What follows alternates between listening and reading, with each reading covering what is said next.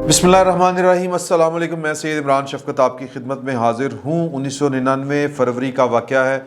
वाजपेयी लाहौर में आते हैं, ऐलान लाहौर होता है, चले जाते हैं। नवाज शरीफ साहब लंबी तान के सो जाते हैं कि मसला कश्मीर वो हल करवा रहे हैं या हल होने वाला है। और अचानक जुलाई की एक रात वो सोए हुए होते हैं वज़ीर आज़म हाउस में, और हॉटलाइन खड़कती है, फ़ोन खड़कता है। हॉटलाइन उठाते हैं और उधर से वाजपेयी साहब हेलो कहते हैं, हेलो नवाज शरीफ साहब। वो रात को इतनी लेट हॉटलाइन, परेशान होकर उठ के बैठते हैं, वाजपेयी साहब खैरियत? तो कहते हैं कि आपने ये क्या कर दी, ये क्या हरकत कर दी आपने, क्यों है?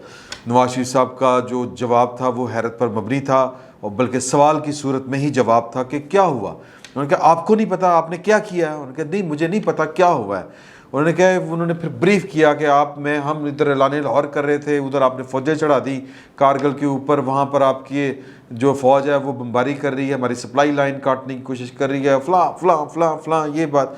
वो कहते हैं मुझे नहीं पता, मैं ये पता करता हूँ, मैं आपको बताता हूँ, ये बात करें। वो बात आगे से आवाज़ आती कि हेलो नवाज शरीफ साहब, मैं दिलीप कुमार बोल रहा हूँ।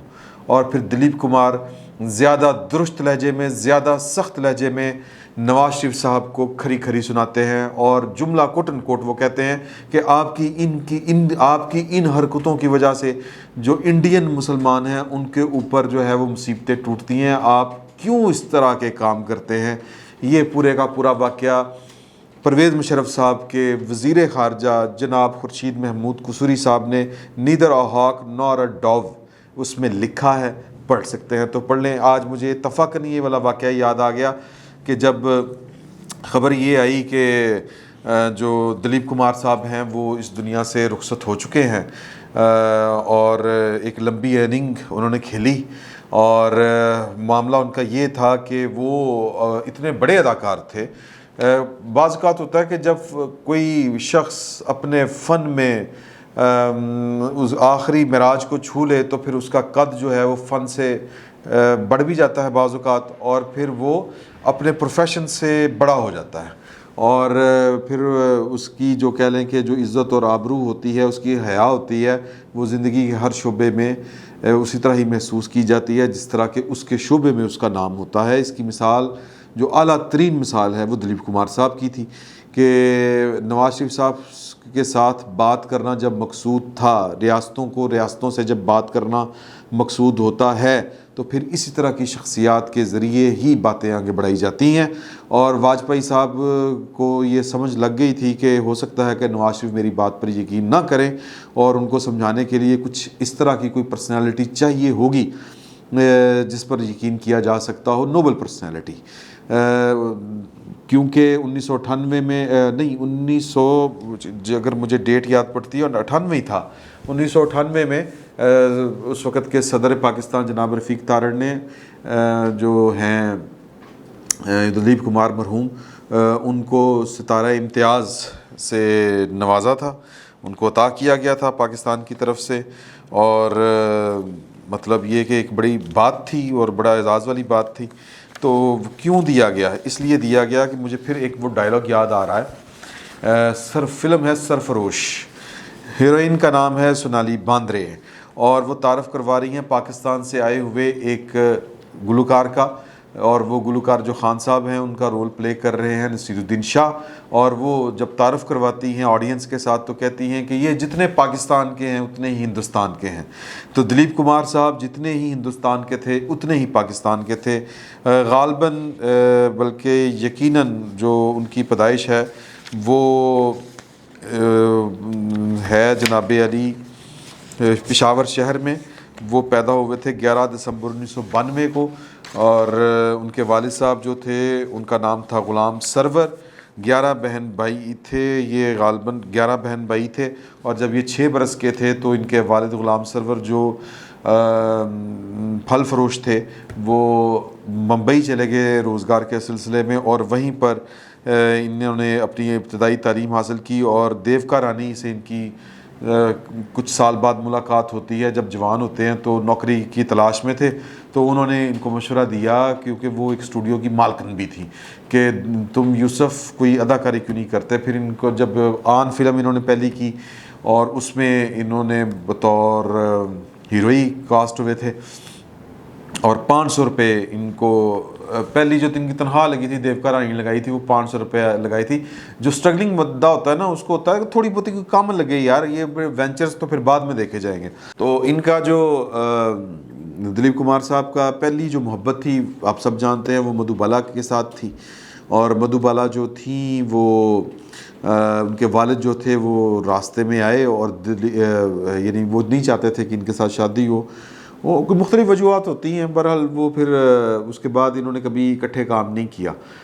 مغل اعظم وہ فلم تھی جو کم از کم میرا جو تعارف تھا وہ پہلا جو تھا ان کے ساتھ دلیپ کمار صاحب کے ساتھ. ویسے تو میں نے ان کی جو پہلی فلم دیکھی تھی وہ شکتی دیکھی تھی جس میں 3 بڑے اداکار تھے ایک ساتھ, بلکہ اب تو 4 بھی کہے ہیں تو کوئی حرج والی بات نہیں ہے, کیونکہ اس میں انیل کپور صاحب بھی جو تھے وہ ان کے پوتے بنے ہوئے تھے, اور اس میں اسمیتا پاٹیل بھی تھیں, بڑی اداکارہ تھیں, راکھی تھیں, بڑی اداکارہ تھی, امیتابھ بچن تھے, بڑے اداکار ہیں, سارے ہی ہیں ابھی سارے آتے ہیں اسمیتا پاٹیل اور دلیپ کمار صاحب کے علاوہ. تو دلیپ کمار صاحب اس میں پولیس مین بنے ہوئے ہیں اور جو اپنے بیٹے کے اوپر گولی چلاتے ہیں. وہ منظر بڑا خوفناک تھا کہ اپنا فرض ادا کرتے ہوئے کہ کس طرح ایک پولیس والا جو ہے وہ اپنے بیٹے پر گولی چلاتا ہے اور پھر کیا اس کی حالت ہوتی ہے. تو یہ جو سین تھا یہ دلیپ کمار صاحب ہی کر سکتے تھے, مطلب اتنے ایکسپریشنز ہیں وہ اگر آپ سین دیکھیں کہ وہ بیٹے پہ گولی چلانا یار اٹس ٹو ہارڈ. اچھا بہرحال مجھے وہ مغل اعظم والی بات یاد آ گئی. مغل اعظم میں اس وقت کے بڑے اداکار جناب پرتھوی راج وہ اکبر بادشاہ کا رول پلے کر رہے ہیں, اور کے آصف جو ہیں ان کے فلم کے ڈائریکٹر پروڈیوسر ہیں, اور اپنے دور کی ایک مہنگی ترین فلم, تاریخی فلم. اچھا تو اس میں اب جو اس کے پوسٹر بنے تھے تو اس میں دلیپ کمار صاحب اور مدھو بالا جو اس وقت کی سٹارز تھے دونوں, ان کی تصویر کے آصف صاحب نے یعنی وہ شامل نہیں کی پوسٹر. فلم اس وقت تو پبلسٹی کا واحد ایک ہی ذریعہ ہوتا تھا پوسٹر, تو پوسٹر پہ جو تصویر تھی وہ پرتھوی راج یعنی کہ مغل اعظم کی تھی. تو پورا جو عملہ ہے, کریو ہے, ان کے دوست احباب سب کہہ رہے ہیں یعنی کہ جو حقیقت پسند کتنے تھے دلیپ کمار صاحب. تو سب کہتے تھے کہ دلیپ صاحب آپ سٹار ہیں اور تصویر آپ کی نہیں لگی. تو انہوں نے کہا بھائی یہ فلم مغل اعظم پہ بنی میرے دوست, اور مغل اعظم کا جنہوں نے رول پلے کیا ہے وہ پوسٹر پہ تصویر اسی کی ہوگی, تو آپ پریشان نہ ہوں. تو میں ایک اور حوالہ بھی ہے دلیپ کمار صاحب کے ساتھ میرا, وہ اس لیے کہ مہر بخاری میری اینکر ہوتی تھیں, اور سائرہ بانو مہر بخاری کے والد کی فرسٹ کزن, کیسی گل ہے. اور سائرہ بانو یا مہر بخاری کا جو خاندان ہے داد کا خاندان, وہ دلی کی جو ممبئی کی جو دلی کی جامعہ مسجد دلی اس کے وہ امام ہیں, جو ہے نا وہ یہ متولی کہہ لیں اس مسجد کے جو ہے نا وہ ان کی فیملی وہ ہے بخاری فیملی. آپ نے 1980 کی دہائی کے یعنی لیٹ 80s میں امام بخاری صاحب کے جو دلی جامعہ مسجد کے جو خطیب اور امام تھے, ان کے بڑی انٹرویوز پاکستان کے جنگ اخبار کے میگزین میں چھپا کرتے تھے, جمعہ میگزین میں, اگر آپ کو یاد ہو وہ پڑھے ہوں تو وہ انہی کے فیملی سے تھے. اور دلیپ کمار صاحب جب پاکستان آئے, جتنی دفعہ بھی آئے وہ لاہور میں, تو وہ ضرور جاتے تھے مہر بخاری بروں کے گھر, اور میں نے ان کی جو وہاں پر فیملی کی جو تصاویر ہیں وہ ان میں وہ دیکھی ہیں جو مطلب کہہ لیں کہ وہ پبلک نہیں ہو سکی ہیں ابھی تک کسی مطلب وہ والی تصاویر ہیں وہ جو میں نے دیکھی ہیں لاہور میں اس گھر کے اندر, ان کا آنا کیولیری گراؤنڈ کے اندر. تو بہرحال ایک یہ بھی تھا, اور دوسرا میں نے تو خیر مہر بخاری سے آج افسوس بھی کیا. تو ایک اور جو مجھے دلیپ کمار صاحب کی بات بڑی زبردست لگی, وہ یوٹیوب پہ پڑا ہوا ہے. دلیپ کمار صاحب نے ایک انٹرویو کیا ہوا ہے بطور ایک صحافی کہہ لیں, انہوں نے ایک چھوٹا سا ایک رول وہ بھی کیا ہوا ہے, اور وہ انٹرویو انہوں نے کیا ہوا ہے ملکہ ترنم نور جہاں کا. اور اس انٹرویو کو اگر آپ 10 منٹ اگر آپ دیکھیں کہ 2 بڑے قد کے اداکار وہ بیٹھے ہوئے ہیں اور گفتگو کر رہے ہیں, چھوٹی چھوٹی باتیں کر رہے ہیں, میٹھی میٹھی باتیں, بڑی پیاری پیاری باتیں, اور وہ پنجابی میں کر رہے ہیں. میں نے دلیپ کمار صاحب کو پہلی دفعہ مطلب میں نے تو ان کو ہمیشہ ہم نے تو فلم بھی دیکھا ہے نا, ان کو کون سا کبھی کوئی پرسنلی دیکھا ہوا. تو اب مہر بخاری کی جو فیملی ہے وہ اردو سپیکنگ ہے. تو وہ جب میں نے ویڈیو دیکھی تھی تو میں نے ان سے پوچھا کہ اپنا جو سائرہ بانو ہیں ان کو پنجابی آتی ہے؟ تو انہوں نے کہا کہ نہیں اتنی کوئی خاص نہیں آتی. تو میں نے کہا کہ جب دلیپ کمار صاحب آپ کے گھر آئے تھے تو وہ پنجابی بولی تھی انہوں نے؟ تو انہوں نے کہا نہیں، کیونکہ ہم سارے اردو بولتے ہیں تو وہ ہم سے اردو بھی بڑی ان کی شاندار تھی. تو لیکن وہ انٹرویو میں وہ یوٹیوب پہ پڑا ہوا ہے، اگر آپ دیکھیں تو ان کی پنجابی بھی بڑی زبردست ہے. نہیں تسی پہلے نہیں تسی انج نہ کرو، وہ کہہ رہی ملکہ ترنم کہہ رہی میں پانی پی لاں؟ انہوں نے کہا ہاں جی پی لو پھر دسو تسی، نہیں ایویں نہ کرو. اس طرح کر کے بڑی خوبصورت، وہ مجھے بڑا اچھا لگتا ہے. کبھی کبھی وہ ہوتی ہے نا جب آپ کا ذرا آپ تھوڑا سا ہلکا محسوس کرنا چاہیں تو آپ کوئی نہ کوئی گانا سنتے ہیں، کوئی انٹرٹین کرتے ہیں خود کو. تو میں وہ والا جو کلپ ہے ان کا پڑا ہوا وہ نکال کے سنتا ہوں، بڑا مزہ آتا ہے. اور پھر وہ ایک کہہ لیں کہ محبت والے آدمی تھے، جس طرح وہ چاہتے تھے نواز شریف صاحب کو. انہوں نے کہا کہ یار کہ آپ اس طرح کی کیوں حرکتیں کرتے ہیں کہ ہمارے جو انڈیا کے مسلمان ہیں ان کے اوپر پھر قیامتیں ٹوٹتی ہیں پاکستان کی ایسی حرکتوں کی وجہ سے. تو وہ پاکستان کے ساتھ ان کی خواہش تھی کہ بھارت کے جو تعلقات ہیں وہ اس طرح کے ہوں کہ بڑی آسانی ہو آنے جانے میں، سافٹ بارڈرز ہوں، دشمنیاں جو ہیں وہ قدرے کم ہوں. اب جو انڈیا میں مسلمان رہ گئے ان کی یہی خواہش ہو سکتی ہے نا. اب ہم جرنیل بنے پھرے ہیں کہ نہیں تو نہیں تو نہیں نہیں، تو وہ ایک علیحدہ بات ہے. تو لیکن وہاں کے جو مسلمان ہیں رہنے والے، وہ ان کا سوچنے کا انداز اور چیزوں کو دیکھنے کا زاویہ ذرا مختلف ہے. جب پاکستان نے ان کو ستارہ امتیاز دینے کے لیے اناؤنس کیا تو ان کو دعوت دی کہ وہ آ کے وصول کریں 1998 میں، تو بال ٹھاکرے جو شیو سینا ہے بمبئی میں لٹرلی جس کو کہتے ہیں کہ ان کا سکہ چلتا تھا اور ان کا راج تھا. وہاں کی فلم انڈسٹری میں لوگوں کو فلمیں ملنا بند ہو جاتی تھی، جس سے بال ٹھاکرے سب ناراض ہو جاتے تھے اور جس کے حق میں ہوتے تھے تو اس کے اوپر رحمتیں ہوتی تھیں. تو جینا مرنا مشکل والا معاملہ تھا، جینے مرنے والا. تو وہ نکرے شکرے پہن کے جو شیو سینا کے جو جتنے وہ تھے ہرکارے کہہ لیں، کارکن کہہ لیں، جو بھی آپ کہہ لیں، وہ ان کے باہر جمگٹھا لگا کے بیٹھ گئے تھے کہ جی کہ آپ نہیں جا سکتے، آپ جائیں تو پھر اتھے ہی رہو. یہ شیو سینا ہی ہے نا بال ٹھاکرے صاحب کی جو انتہا پسند تھے. یعنی یہ مودی صاحب تو اب ذرا مشہور ہوئے نا اپنی انتہا پسندی میں، یہ تو خیر انہوں نے تو ریکارڈ ہی توڑتے ہیں. تو لوگ وہ تھے، مطلب وہ انہوں نے محاصرہ کر لیا تھا ان کے گھر کا. لیکن وہ پاکستان آئے تھے کیونکہ پاکستان ان کی جنم بھومی کہہ رہے ہیں، وہ ان کا کیا کہتے ہیں اس کو، جائے پیدائش، جنم بھومی جائے پیدائش ان کا پشاور. اور پاکستان کوشش کر رہا ہے کہ راج کپور فیملی جو ہے ان کا گھر، اور ویسے پاکستان کا جو پشاور ہے وہ 3 بڑے لوگ انڈین فلم انڈسٹری کے یہاں سے ہوئے ہیں. مطلب پشاور سے راج کپور صاحب کا ہے گھر. ویسے تو جو راج کپور کے والد صاحب ہیں مغل اعظم جنہوں نے رول پلے کیا پرتھوی راج، وہ سمندری کے ہیں اگر آپ پیچھے جائیں. جس طرح راجیش کھنہ جو ہیں وہ ادھر جو ہے نا وہاڑی، یہ یہاں کے ہیں. اور جس طرح پران جو ہیں وہ لاہور کے ہیں. سنیل دت جو ہیں وہ جیلم کے ہیں. دیوانند جو ہیں وہ ہمارے نارووال کے ہیں.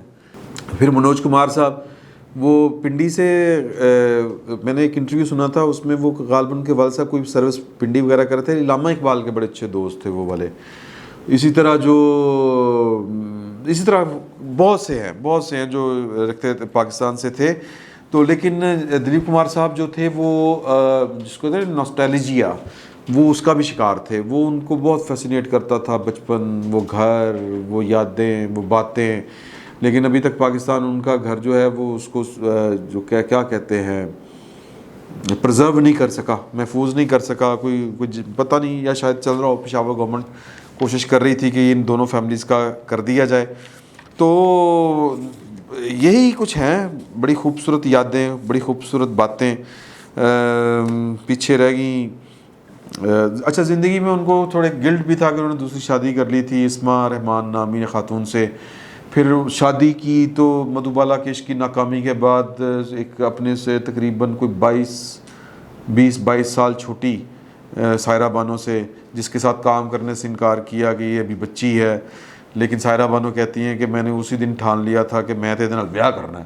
تو پھر اسی سال جس سال انہوں نے مجھ سے کام کرنے 1967 میرا خیال ہے، تو اسی سال جو ہے وہ انہوں نے شادی کی. مطلب آپ مطلب یہ دیکھیں کہ سائرہ بانو صاحب کی محبت جو تھی کہ وہ پہلے ان کی فین تھیں، پھر ان سے ملی، پھر محبت ہوئی، پھر عشق ہوا، اور پھر عشق انہوں نے نبھایا ان کے ساتھ.